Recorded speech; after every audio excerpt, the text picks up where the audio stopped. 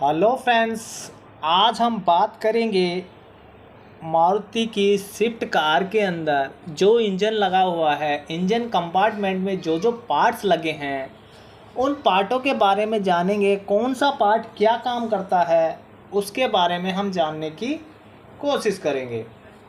तो हम शुरू करते हैं बैटरी से।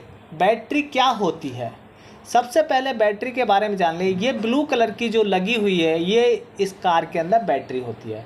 इसमें दो टर्मिनल होते हैं, ये दो टर्मिनल एक माइनस एक प्लस होता है। जब हमारा इंजन रन करता है तो अल्टरनेटर घूमता है और अल्टरनेटर घूमने से इसके अंदर इलेक्ट्रिकल करंट वो उत्पन्न करता है और इसमें स्टोर कर देता है। जब इसके अंदर इलेक्ट्रिकल करंट स्टोर हो जाता है तो ये इलेक्ट्रिकल करंट स्टोर जो हुआ है वो हमारे इंजन को चलाने का काम करता है,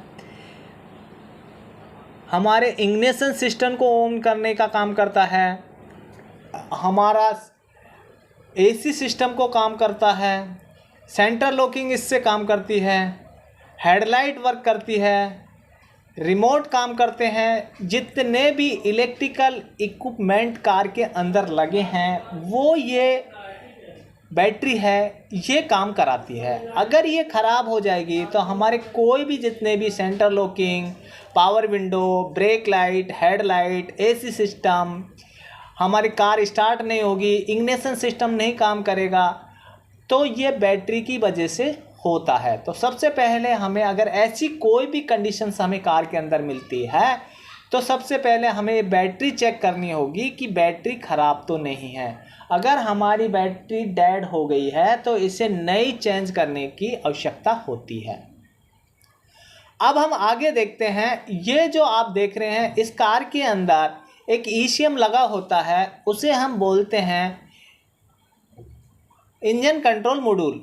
ईसीएम यानी कि इंजन कंट्रोल मॉड्यूल होता है। ये क्या करता है, ये हमारा ईसीएम जो होता है इंजन को कंट्रोल करता है। इंजन को कंट्रोल कैसे करता है, जो इस इंजन के अंदर जितने भी सेंसर्स लगे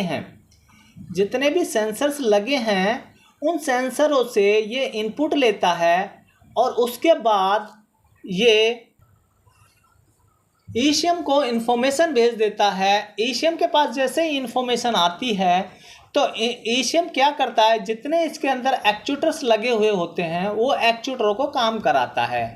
एक्चुएटरों के बारे में जैसे कि हम जानते हैं, थ्रोटल बॉडी हो गई, हमारे आईसी वाल हो गया, इस हिसाब से इसके अंदर जितने भी एक्चुएटर हो गए, जैसे कि एसी का कंप्रेसर हो गया, एसी के सोलोनॉइड्स चालू हो गया, हमारा रेडिएटर फैन हो गया, ये सब एक्चुएटर्स के पार्ट्स होते हैं, उन्हें ये ईसीएम काम कराता है। और जितने भी जो सेंसर्स होते हैं जैसे कि टेम्परेचर सेंसर हो गया, आईटी सेंसर हो गया, आपका कूलेंट टेम्परेचर सेंसर हो गया, आपके एमएफ सेंसर हो गया, ऐसे करके इसमें 12-13 सेंसर्स होते हैं। वो इन्फॉर्मेशन देता है ईसीएम को, ईसीएम इन्फॉर्मेशन देता है एक्चुएटरों को। एक्चुएटरों को जब इन्फॉर्मेशन मिलती है तो हमारा इंजन प्रॉपर तरीके से काम करता है, पोल्यूशन कंट्रोल होता है, इंजन का पावर प्रॉपर होता है, इंजन के मतलब जितने भी होता है, इंजन की नॉकिंग सेट होती है, इंजन की टाइमिंग एडवांस रिटायर होती है, जो ये इंजन के अंदर ईसीएम का काम होता है। अब हम देखते हैं आगे, हम देखेंगे ये हम देख रहे हैं जो ये 4 इग्निशन कॉइल लगी हुई है।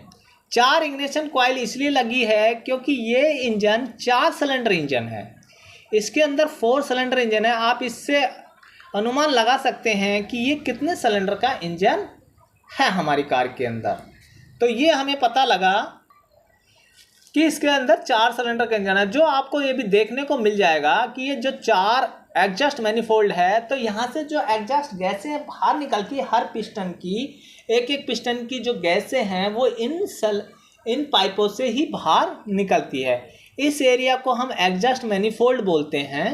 अब हम देखते हैं दूसरा हिस्सा देखेंगे तो इसमें क्या होता है, ये इग्निशन कॉइल बोलते हैं इन्हें हम, जो ये हर पिस्टन के जो हमारे स्पार्क प्लग है उन्हें करंट देती है। जब स्पार्क प्लग ऑन होता है तो हमारे जो फ्यूल और एयर इंजन के अंदर गई हुई है उसे जलाने का काम हमारे स्पार्क प्लगों का होता है। तो इस कार के अंदर 4 इग्निशन कॉइल है और 4 ही स्पार्क प्लग लगे हुए होते हैं।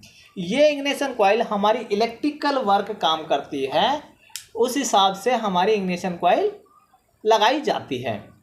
और ये सारा सिस्टम ईसीएम एडजस्टमेंट करता है कि कौन सी कॉइल को कब करंट देना है, कब ऑन करनी है, कब ऑन नहीं करना है। अब इसी हिसाब से आप ये जो देख रहे हैं, इसके बैक साइड आप देखेंगे तो इसमें इनलेट मैनिफोल्ड होता है, जहां हम 4 इंजेक्टर्स देखते हैं। इंजेक्टर्स का मतलब है कि 4 इंजेक्टर जो लगे हैं वो कार के अंदर फ्यूल की सप्लाई करने का काम करते हैं, जिससे कार में फ्यूल जाती है। उसका काम भी ईसीएम एडजस्ट करता है कौन से सिलेंडर को कब फ्यूल भेजना है, कब नहीं भेजना है। उसको जैसे ही फ्यूल भेजेगा तो ही उस सिलेंडर के अंदर फ्यूल जाता है और उसमें पावर जनरेट होती है। फ्यूल से ही हमारे इंजन के अंदर पावर जनरेट होती है। जो हमारा इंजन है ये 4 स्ट्रोक इंजन होता है। इस इंजन के अंदर 4 स्ट्रोक क्या होता है वो भी मैं आपको बता देता हूँ।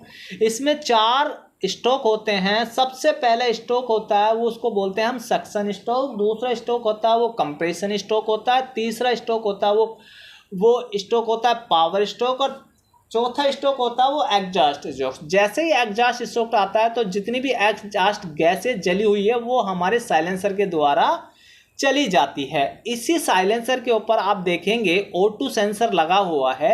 ये O2 सेंसर बताता है कि एग्जॉस्ट गैस में क्या क्या पार्टिकल्स जा रहे हैं। ये इन्फॉर्मेशन करता है ईसीएम को, और ईसीएम क्या करता है आगे भेजता है फ्यूल इंजेक्टर को और इग्निशन कॉइल को इन्फॉर्मेशन देता है कि कौन से पिस्टन के अंदर कौन सा फ्यूल प्रॉपर नहीं जड़ा, उसको एडजस्टमेंट करने का ईसीएम का काम होता है। तो ये मैंने आपको बताया कि ईसीएम क्यों लगाया गया है। अब आप देखते हैं यहाँ पे